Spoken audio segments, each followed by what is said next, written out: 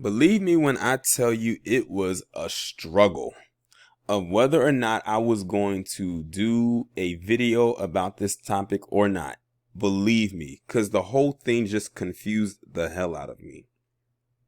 So, in case y'all don't know who this person is on the screen, this is, well, if you want to be technical, if you want to go by societal norms, or if you, well, I don't even know if you want to call it societal norms, but if you want to go by what society is calling this individual now, this is quote unquote Elliot Page, and I put huge air quotes around it. Now formerly Ellen Page. I first came across this individual when they were on the X-Men films. Back in the early 2000s, they played Kitty Pryde, aka Shadowcat. And then I saw them when they were in Inception. Now, I'm not going to say I'm not even a huge fan. I'm not even a fan of this individual. If I see them on screen, it is what it is. But they really gained popularity by being in the movie called Juno. I never actually sat and watched the movie Juno, but I know a lot of people who really liked that movie, and I think that was the movie that she got her nomination for as far as an Academy Award, and that's what kind of propelled her career. And after that, I really didn't see her in anything after Inception, and Inception came out in 2000, I want to say 10. And that's actually one of my favorite Christopher Nolan movies. Like, if that movie was to come on, like, right now, I would watch it. It's probably one of my favorite movies by him. And after that, I didn't really see much of her anywhere after that. I was, like I said, I wasn't paying attention to her. Then she popped up in Days of Future Past, which was the movie after X-Men First Class. And I think Days of Future Past came out in 2014. I think 2014. And after that, I didn't see her. Now, apparently, she's on this show called The Umbrella Academy, which is on Netflix. And it's one of their most highest rated shows at the moment. I've never watched the show, but I know people who watch it. And I get mixed reviews. Some people like it, some people don't. And I think it's another show that deals with people who have powers and mutant abilities and stuff like that. They may not call them that, but that's what they have. But the reason why I'm doing a video today about Ellen Page, or formerly known as Ellen Page, quote unquote, is she came out and says that she identifies as trans. Now, in case y'all don't know, Ellen Page has for the longest time identified as being part of Hall L, being a lesbian. If you look at some of her mannerisms and stuff like that, there was really almost no really feminine qualities about her. You see it right here in this picture. She has makeup on, she's wearing a dress and everything like that, but sometimes it just looked like she was so uncomfortable wearing stuff like wearing dresses and stuff.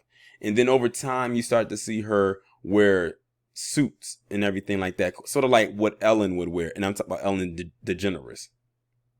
And I think she really started to do that more after she had announced that she had came out as being just a lesbian. Okay, fine. Whatever. To be honest, not many were shocked that that was her lifestyle. Because, like I said, she really, in my opinion, didn't exude many feminine qualities. But that's just me. Well, now she has officially come out as being trans, a member of Hall T, and now wants the world to know her as Elliot Page. So much, in fact, that they got on this ASAP. Netflix has already changed her cast card name on the show for her on the Umbrella Academy from Ellen to Elliot. Like, if you was to go maybe onto her IMDb account, which is Internet Movie Database, which is where they keep all the trackings of different actors and actresses and all the roles they played in the awards that they've won in nominations in shows and movies, they probably changed it on there too. If she has a Wikipedia page, which she most likely does have, it's probably changed over there as well. But I want y'all to pay attention to something right quick. I'm going to pause it right quick and bring up another picture of her that's more recent. Now, here's a more recent picture of now what they call Elliot Page. Now, as you can see, no makeup on, really. No lipstick, no eyeshadow, none of that. Got the hair kind of pulled back. Kind of looks like a Jared Leto. It has a suit on. And you can see it has Netflix in the background. It says Umbrella Academy. So this is very recent. Look at how her face is structured. Her face looks more manly. Like, look at that jawline. It looks more like a man. Opposed to the one that I showed you before, that it looked like she had more soft features. So it's almost like she's really, really, really transitioning, quote unquote. I don't know if she's going through with the operation, but that's where she's headed, or that's what it looks like, at least in this picture right here. This is a very recent picture. The one I showed you before wasn't even taken this year. It couldn't have been taken this year. It had to be taken a few years ago. It's an older picture. And Ellen Page, by the way, in case y'all didn't know, or Elliot, quote unquote, is 33. Looks older than 33, right? She looked more 33 in the picture I showed you before than this one. In this one, she looks closer to 40. But she recently just came out and says that she's a part of Hall T. And the whole internet blew up behind it, because that's what the internet loves, when they hear about people in Hollywood coming out and mentioning that they're in the academy of some form of fashion. Like, they make it seem like it's this grandiose type of thing. Like, they got to roll out the red carpet, set off the fireworks, and wave the rainbow flag. Because, you know, on Twitter, usually the trending topics will change throughout the day, even if it's a number one trending topic, unless it's something very, very intense that it cannot change. When she announced that she is now trans, it stayed the number one trending topic the entire day. It never changed. It was literally a huge topic of discussion for people to talk about when she said this. You had Netflix talking about it. You had the Umbrella Academy account talking about it. And of course, you had people that were in the academy talking about it as well.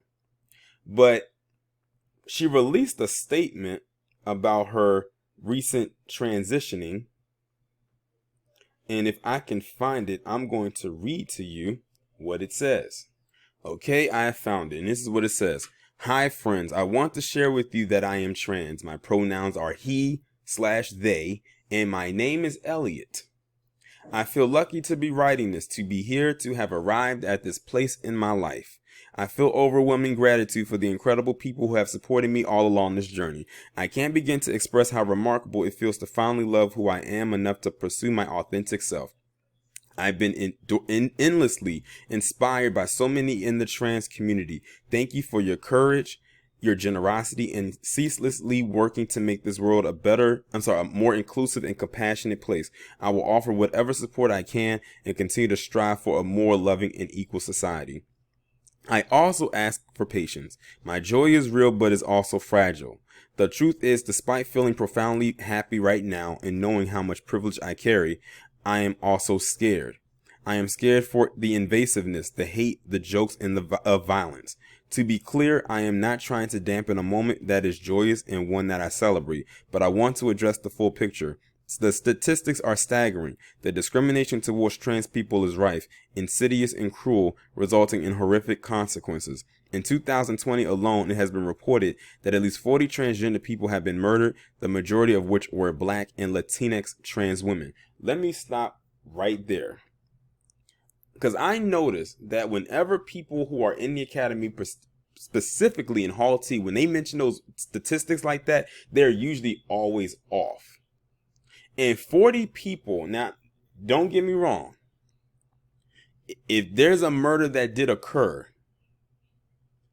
that's clearly wrong. But they never often always go into the detail of why they were murdered. A lot of the times they'll say, oh, it was a hate crime against people who are in that community and everything like that. But then it's like, okay, let's peel the layers back a little bit, because it can't always just be a hate crime. And usually a lot of times it's not always a hate crime. Or as they like to say, transphobia. It's not always that. A lot of the times, many in the people in Hall T are never honest about what they do. And they've put out in literal bills and laws into place where they don't have to be upfront and honest with whoever that they're messing with.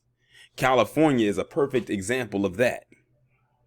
It's unfortunate that they do that, but they should be honest with people up front who they are before messing with that person, and let that person decide if they want to still mess with them or not. Otherwise, you're just being dishonest.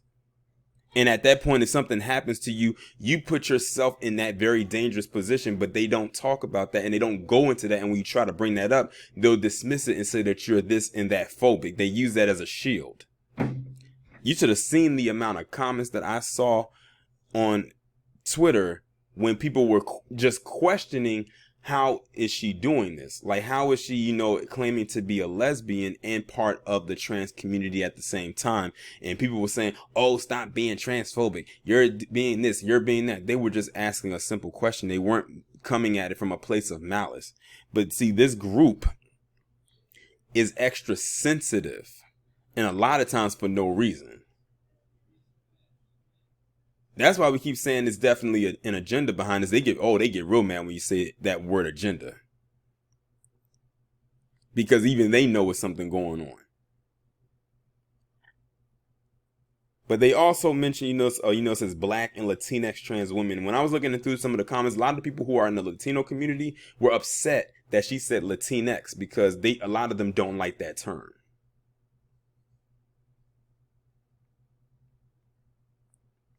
So this individual who now wants to identify as a man has now even added on more to their privilege. They're already Caucasian, and now they want to be a man, which gives them even more privilege.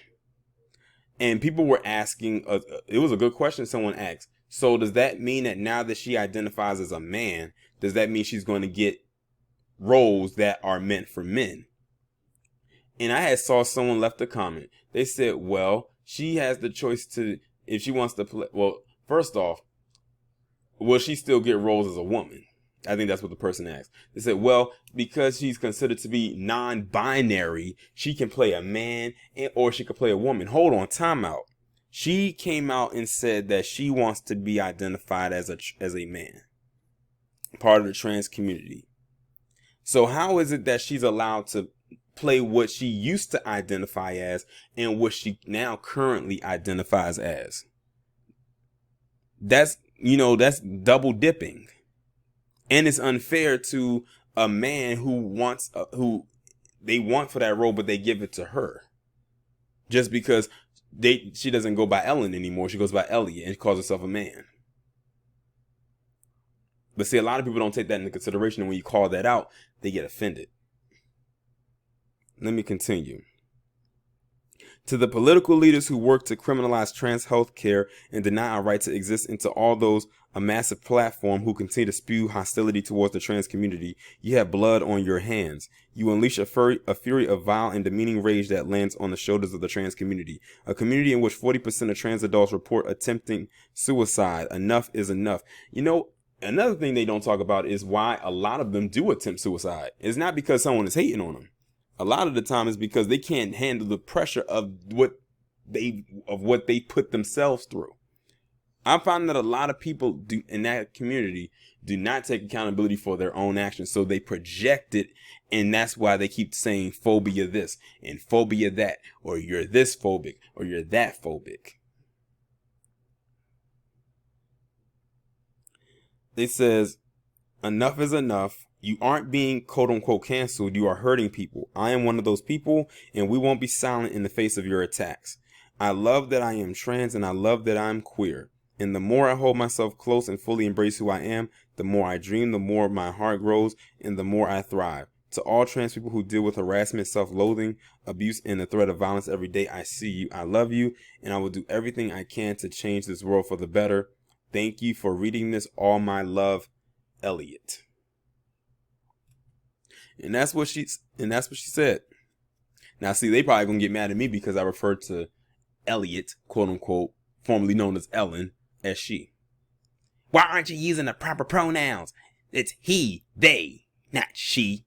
Remember that white guy that went into that GameStop what was it, a couple years ago, and demanded that the worker call him ma'am, even though he came up in there with more bass in his voice than probably myself. It's ma'am. He kept, because the worker kept referring to him as sir. I'm talking about this guy looked like he worked out, had these tight clothes on, that he looked like he had to like he tried to squeeze into his little sister's clothing, talking about it's ma'am, it's ma'am. And when he got so mad and he couldn't put hands on the worker, what does he start to do? Pick the stuff up and start throwing it and destroying property because the cashier didn't refer to him as the proper pronoun. And then they want to say that this is not a mental illness. Some of y'all know exactly what video I'm talking about, and I'm mad at myself that I never ever did a commentary about that. Because my channel, I think, was around at the time when that happened. I could not believe what I was watching. Like, it was like, is this a skit? I thought it was a skit. Excuse me. But it was indeed true. And I don't even think that the person who did that got held accountable for what they did. They should have at least gotten some kind of a charge for destruction of property. And I don't even think they did that. I think they interviewed the person and then they started to speak in a more softer tone and tried to smooth things over with some lowball apology that meant nothing. But we're supposed to, feel bad, right? Even though I know that worker was clearly trolling him to get a reaction out of him. And you saw what the reaction was.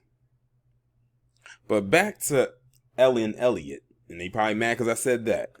But it is what it is. It is, like I said, it's getting real spooky out here. But what also got me is how people in the comments section, and they do this with everybody who comes out in this academy, who's famous, that I've noticed. They were calling her, him, them, whatever, a hero. They said that Elliot Page, formerly known as Ellen, was a hero. And I noticed that every time somebody in the academy, or someone who wasn't in the academy who is now there, who has now come out, they always say that this person is a hero of some sort. I'm trying to figure out what's so heroic about that. And then I read through the comments and they said, well, it takes a brave person to actually announce something like this. Listen, it's become so normal, or if you want to call it that, it's still, in my opinion, abnormal, but it's become almost socially ingrained in some aspect that it doesn't shock anybody anymore. And then look, she works in Hollywood. That's even more not so shocking. Like, nothing out of Hollywood shocks people nowadays, to be quite honest. And this is no different. I'm just waiting to see who else is going to say something, because I know somebody else about to say something. I have a feeling it's coming. I have a feeling. But I have nothing really left to say about this. Like I said, I really didn't want to make this video, but it just kept popping up on my timeline. And people kept saying a lot of stuff. So I said, let me go ahead and give my piece about it, because I'm curious about what y'all going to have to say. Like I said, it's confusing as hell to me. Because like I said, this person, she already identified as a lesbian. Hall L of the academy. Now she's identifying as trans, and she's no longer going by Ellen. She's going by Elliot, while she's still, and I think the even more confusing part is that they said that this person, that she still identifies as trans while still identifying as queer, which is as gay or a lesbian. Because it's weird too, because Bruce Lynn Jenner said that he's a part of Hall T, even though they, from what I heard, don't accept him, but he still likes women. So you like the idea of being a woman while still liking women. Just like she was born a woman who was a lesbian, who now identifies as a trans man, quote unquote, who still identifies as a lesbian. Like I said, it's weird, it's confusing, and you see why I did not want to make this video. But what the hell? This is my take on it. Let me know what y'all think down in the comments about it. Like, share, subscribe. All right, I had to come back and add this piece in here. This is, of course, this is like maybe a day or two later after I recorded the initial commentary. Of course, this is before I'm uploading the actual video. I was wondering, like, should I have put this in here or not? But of course, I lean more towards of me putting it in there.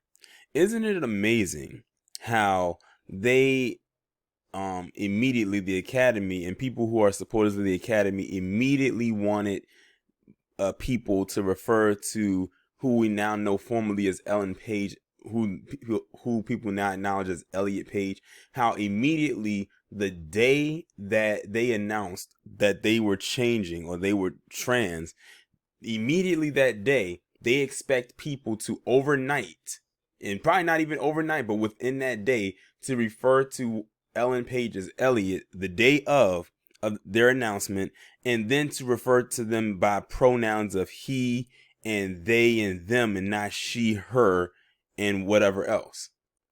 But Black people don't want to be referred to as the N-word or called the N-word, something that has been put onto us for how many years? For hundreds of years. But when we say that, it's a problem.